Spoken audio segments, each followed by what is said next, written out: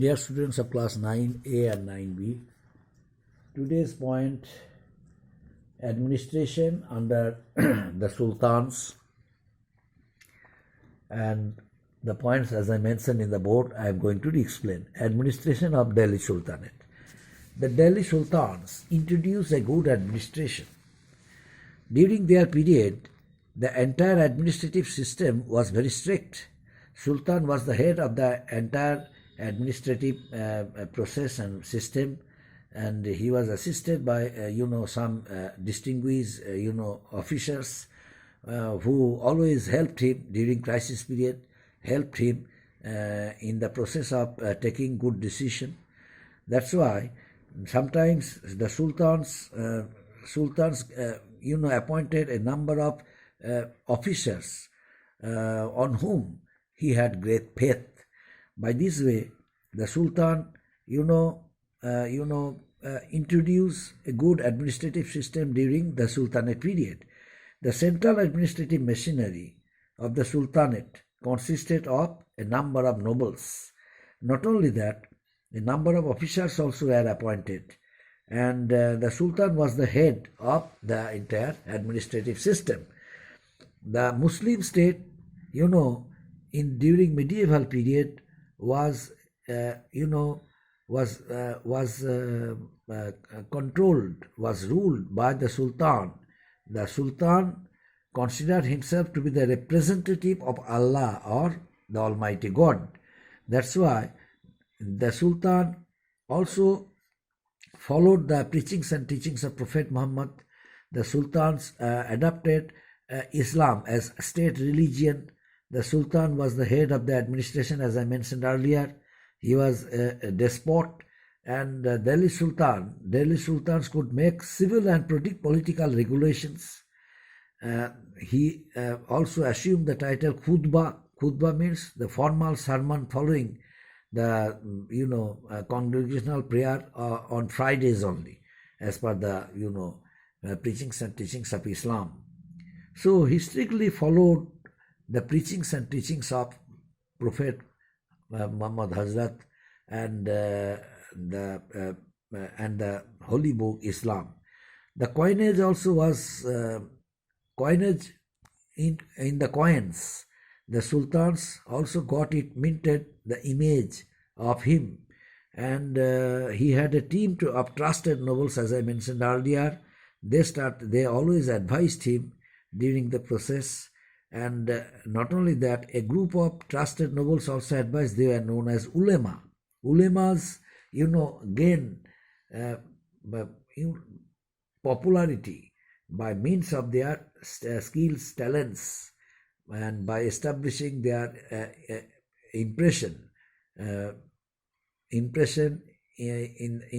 the administration, and by doing it, they gain faith of the sultans.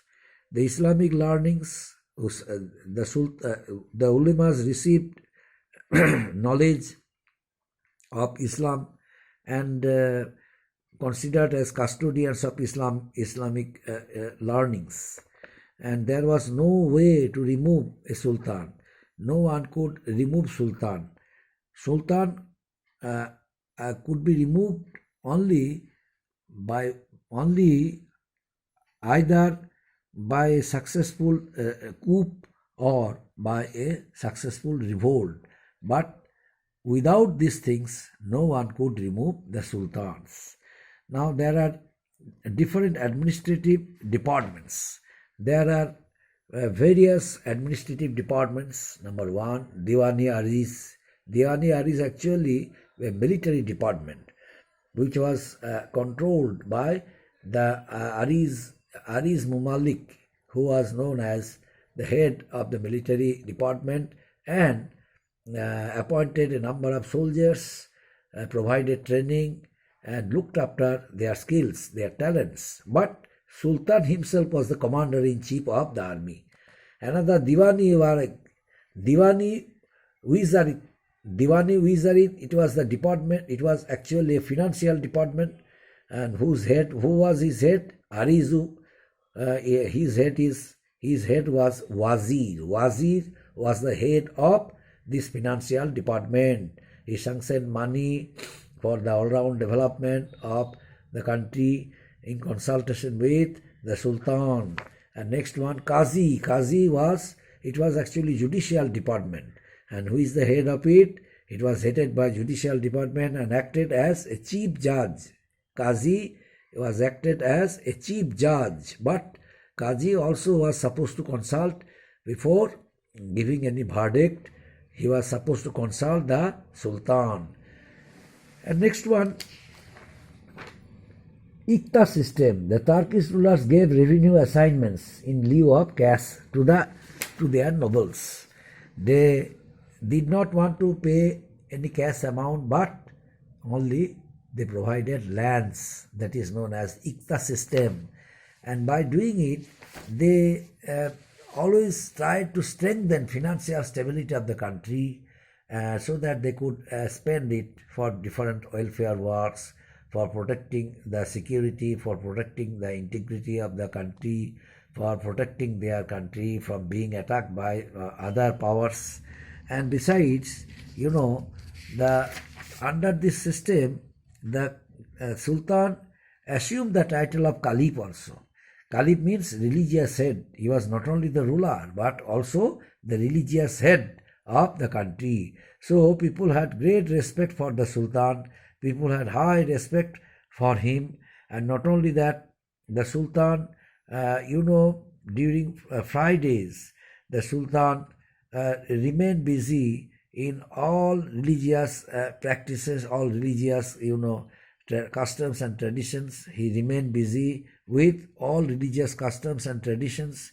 He allowed other one to follow it, and he also looked after it, whether this kind of system which was mentioned by Hazrat Muhammad in the holy book Islam, they were rightly following.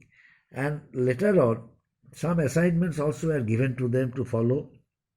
And nobles carried administrative system, military system, revenue system, and the main sources of revenue. How many sources were there by which they could collect revenues and taxes?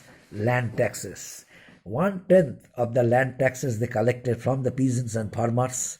And zakat means religious tax on the Muslims. And next one, jazia means a tax on the non-Muslims. It is known as jazia. And booty captured in wars and conquests, tax on import. The traders and businessmen who would continue trade with other places during Sultanate period, they would have to pay import tax. They would have to pay grazing tax, cattles, for those who allowed their cattle to graze the fields. They would have to pay grazing tax and house tax. Those who had houses, buildings, they would have to pay house tax to the Sultanate department or Arizim Malik. And architecture during the Sultanate period, the architectural fame also made them famous. During medieval architecture, complete blending of Hindu and Islamic culture also was introduced. Ideas which they followed from different Hindu temples. There came a mixture of architecture, Hindu Islamic architecture. Buildings which were constructed during Sultanate period, like mosques, monuments, places of worship, personal palaces for comfort and stylish living, forts for defense, and these all tombs, beautiful tombs, that architecture, Indo-Islamic architecture, they followed.